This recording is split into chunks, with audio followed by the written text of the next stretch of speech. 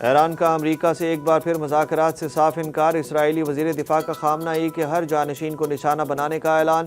امریکہ کا ایرانی آبدوز سمیت 17 بحری جہازوں کو تباہ کرنے کا دعویٰ۔ ایرانی فوج کی جانب سے بحرین میں امریکی بحریہ کے ہیڈ کوارٹر اور فوجی اڈوں پر حملوں کے نتیجے میں 160 امریکیوں کے ہلاکت کا دعویٰ کیا گیا ہے۔ سری لنکا کے قریب ایرانی بحریہ کا جہاز ڈوبنے لگا۔ ایرانی گارڈز نے دعویٰ کیا ہے کہ انہوں نے آبنائے ہرمز پر مکمل کنٹرول حاصل کر لیا ہے۔ امریکی صدر ڈونلڈ ٹرمپ نے کہا کہ ضرورت پڑنے پر آبنائے ہرمز میں کمرشل جہازوں کے ساتھ امریکی نیوی جائے گی۔ اسرائیلی فوج کا تہران بھر میں اہم سیکیورٹی اہداف کو نشانہ بنانے کا دعویٰ۔ ایران جنگ مزید 10 روز جاری رہی تو میزائل ذخائر میں کمی کا خدشہ ہے۔ پینٹاگون نے امریکی صدر ڈونلڈ ٹرمپ کو آگاہ کر دیا۔ گزشتہ روز ٹرمپ نے اپنے سوشل میڈیا پلیٹ فارم پر دعویٰ کیا تھا کہ امریکی اسلحے کے ذخائر اتنے وسیع ہیں کہ ان کی مدد سے جنگ ہمیشہ لڑی جا سکتی ہے۔ ایران میں رجیم چینج کے لیے امریکی خفیہ ادارے کا پلان سامنے آ گیا۔ امریکی میڈیا کے مطابق CIA ایران میں بغاوت کے لیے کردوں کو تیار کر رہی ہے۔ صدر ٹرمپ ایرانی اپوزیشن اور کرد رہنماؤں سے رابطے میں ہیں۔ CNN رپورٹ کے مطابق عراقی کردستان میں ہزاروں ایرانی کرد جنگجو موجود ہیں۔ صدر ٹرمپ نے ایرانی کرد رہنما مصطفیٰ ہجری سے بات کی۔ آنے والے دنوں میں ایرانی کرد جنگجو ایران میں زمینی کارروائی کریں گے۔ ایرانی سپریم لیڈر خامنہ ای کی نماز جنازہ اور تدفین کے متعلق نئی معلومات سامنے آ گئیں۔ ایرانی سرکاری میڈیا کے مطابق خامنہ ای کی نماز جنازہ آج تہران میں ادا کی جائے گی، جبکہ تدفین 6 مارچ کو کی جائے گی۔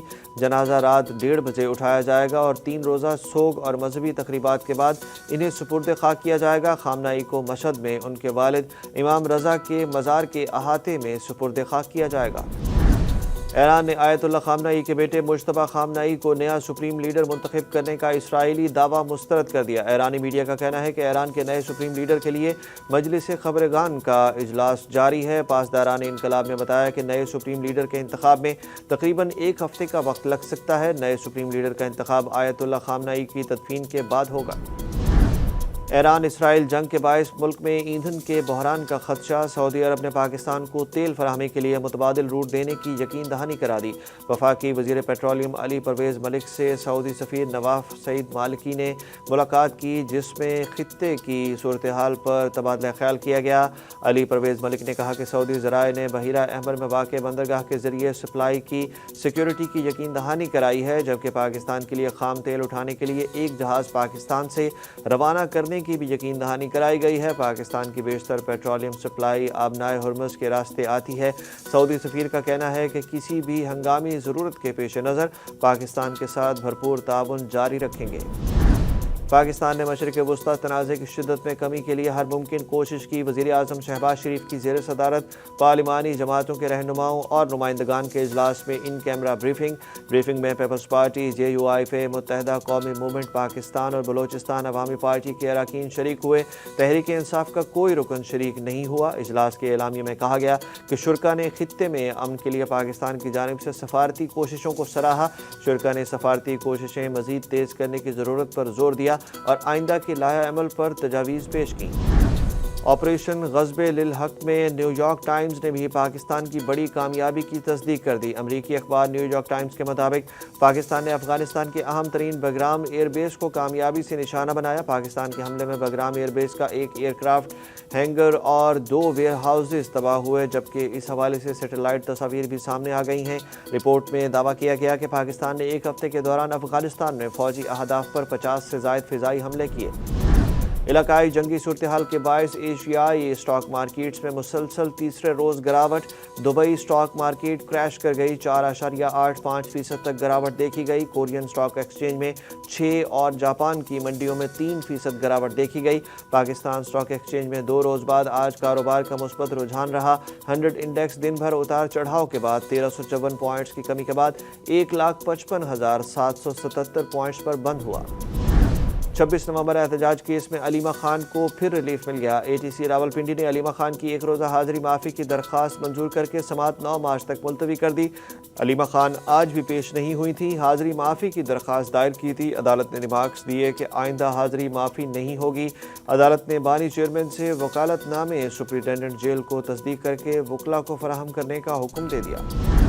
साबिक वफाकी वजीर PTI रहनुमा मुराद सईद ने सेनेटर फैसल वाडा का भांडा अपनी किताब में फोड़ दिया।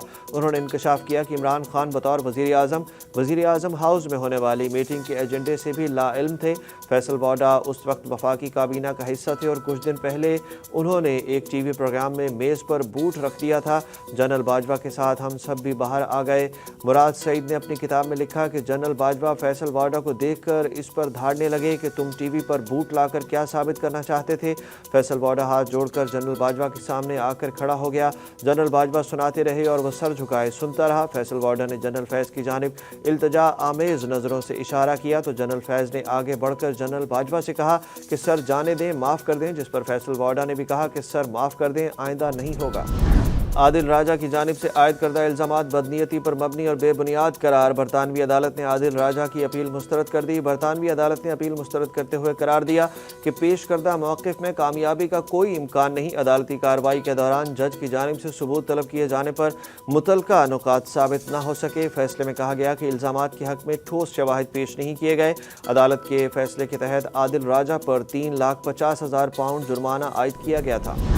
बदनामे ज़माना मुजरिम जेफरी एप्स्टीन से मुतल्लिक़ जारी तहक़ीक़ात में नया मोड़ आ गया। साबिक़ अमरीकी सदर बिल क्लिंटन ने मुबैना तौर पर इंकशाफ किया कि मौजूदा अमरीकी सदर ट्रंप ने एक मौके पर मुझसे कहा था कि उन्होंने एप्स्टीन के साथ कुछ बेहतरीन वक्त गुजारा है। अमरीकी ऐवान नुमाइंदगान की एक कमेटी ने बिल क्लिंटन और हिलरी क्लिंटन के बंद कमरों के बयानात की वीडियोज़ जारी कर दी। बिल क्लिंटन ने कहा कि मैंने कोई गलत काम नहीं किया, जबकि हिलरी क्लिंटन ने मुतालबा किया कि सदर ट्रंप को भी हल्फ के तहत तलब किया जाए।